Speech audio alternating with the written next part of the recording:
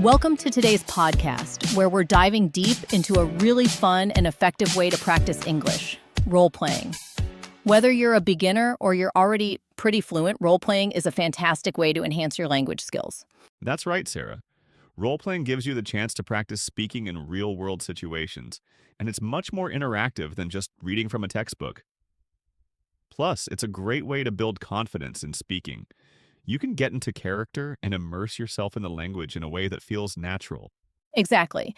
And what's great about role-playing is that you can start with simple scenarios and gradually make them more complex as your skills improve. So we'll be covering a wide range of topics today that will help you practice different aspects of English through role-playing. We'll be doing this through some fun examples. So let's start with a simple one. Imagine you're at a restaurant. It's a pretty common scenario, right? Absolutely. In this role play, one of us is the customer and the other is the waiter or waitress. Let's say I'm the customer and John, you're the waiter. Scene 1. At a restaurant. Good evening. Welcome to the bistro. How many are in your party tonight? Hi, it's just me tonight. Great. Follow me, please. Here's your table. Would you like to start with something to drink? Sure, I'll have a glass of red wine, please. Excellent choice. And are you ready to order your food, or would you like a few minutes to look at the menu? I'm ready. I'll have the grilled salmon, please, with a side of vegetables. Perfect. I'll get that order in for you. Is there anything else I can get you while you wait? No, that'll be all for now. Thank you. You're very welcome. Your meal will be up shortly. Thanks. So, in this simple exchange, we used a lot of useful phrases. Words like, would you like to? Or, are you ready to order?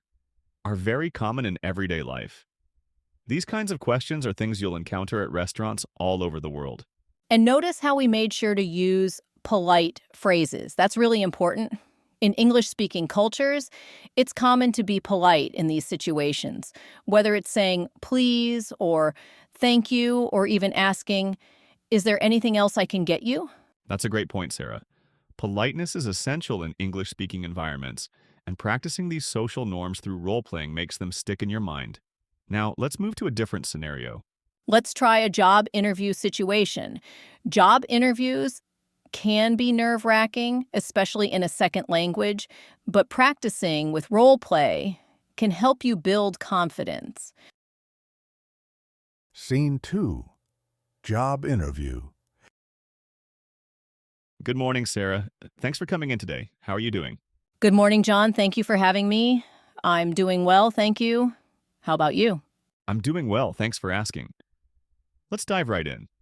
Can you tell me a little about your background and why you're interested in this position? Of course, I've been working in customer service for about 3 years now, and I've developed strong communication and problem-solving skills. I'm really interested in this position because I believe I can bring my skills in teamwork and customer support to your company and make a positive impact. That's great to hear. Can you give me an example of a time when you had to resolve a difficult situation at work? Sure. Last month, a customer was upset about a delay in their order. I listened to their concerns, apologized for the inconvenience, and offered them a discount on their next purchase as a gesture of goodwill. They left satisfied, and I received positive feedback from my manager for handling the situation professionally. That's a great example. It sounds like you know how to handle challenging situations. We really value that here. Do you have any questions for me about the company or the role? Yes, actually, could you tell me more about the team I'd be working with? I'm always eager to learn about the people I'll be collaborating with. Absolutely. Our team is really supportive, and we focus on creating a collaborative environment. You'll be working closely with colleagues from different departments to ensure everything runs smoothly. That sounds like a great work environment. We think so too. Well, thank you for coming in today, Sarah. We'll be in touch soon. Thank you so much for your time. I really appreciate it. You're welcome. Take care. Bye! In this role play, we touched on some common interview questions like, tell me about yourself, and give me an example of a time when... These are questions you can practice beforehand so you're ready for an interview. Absolutely. And notice how I asked some follow-up questions like, could you tell me more about the team?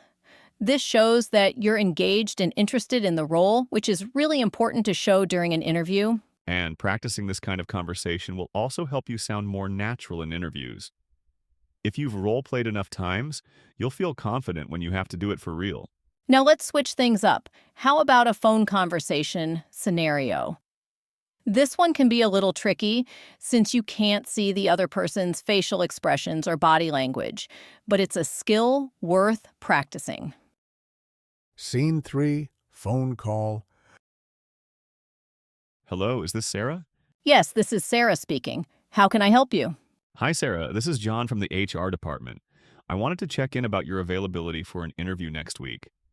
Would Monday afternoon work for you? Hi, John. Yes, Monday afternoon works for me. What time were you thinking?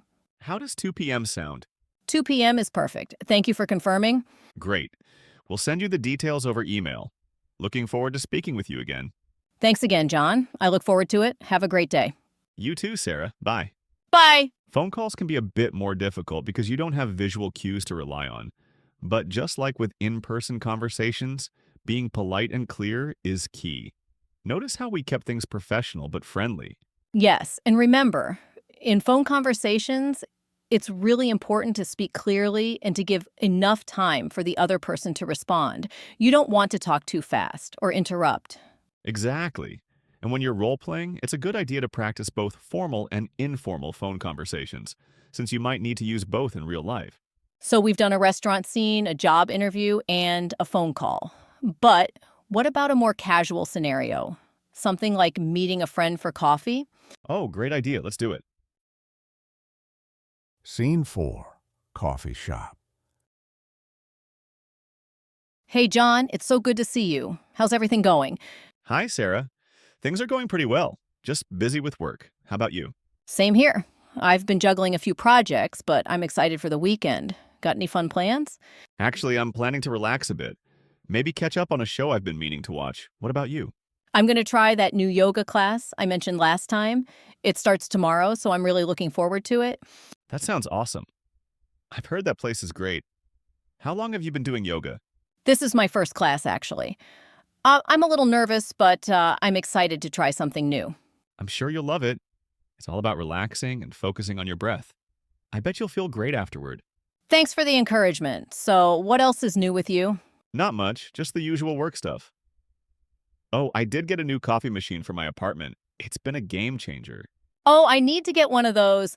I'm tired of my coffee maker not working properly. Definitely worth it. I'll send you the link to the one I bought. Thanks, I'll check it out. Of course. Role-playing casual conversations like this is super helpful. You're still learning important vocabulary and phrases, but it's in a more laid-back context, which makes it less intimidating. Plus, practicing these small talk moments makes you sound more natural. Exactly, Sarah. And the more relaxed you are in these situations, the easier it becomes to engage in conversations in real life. Small talk is often the foundation for building relationships. One last tip I want to mention, when you're role-playing, don't be afraid to make mistakes. The whole point is to practice and learn, not to be perfect. The more you practice, the more comfortable you'll feel when you're actually in those situations. Absolutely. And the great thing about role-playing is that you can do it as much as you want, at any time. It's a great way to build your confidence and improve your English in a fun, practical way. Well, that's it for today's episode. We hope you found these role-playing scenarios helpful and that they'll inspire you to practice English in more interactive ways. And don't forget to keep role-playing, whether with a friend, a language partner, or even on your own. It's a great tool for improving your English skills. Thanks for tuning in. We'll see you next time. As we wrap up today's journey, I want to thank you from the depths of my heart for being part of this moment. Every second you spend here isn't just time. It's an investment in your growth, your future, and the incredible version of yourself you're becoming. This is more than just a podcast.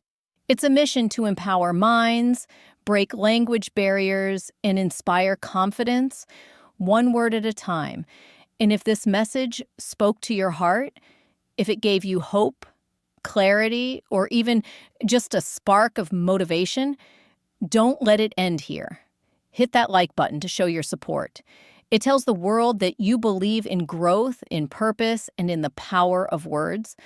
Follow this page so you never miss another message crafted just for you. And remember, every follow, every like, every comment, it's not just support for me, it's a declaration that you're committed to becoming the best version of yourself. Until next time, stay curious, stay driven, and never stop mastering the language of your dreams. This is the Master English Podcast, and your journey is just beginning.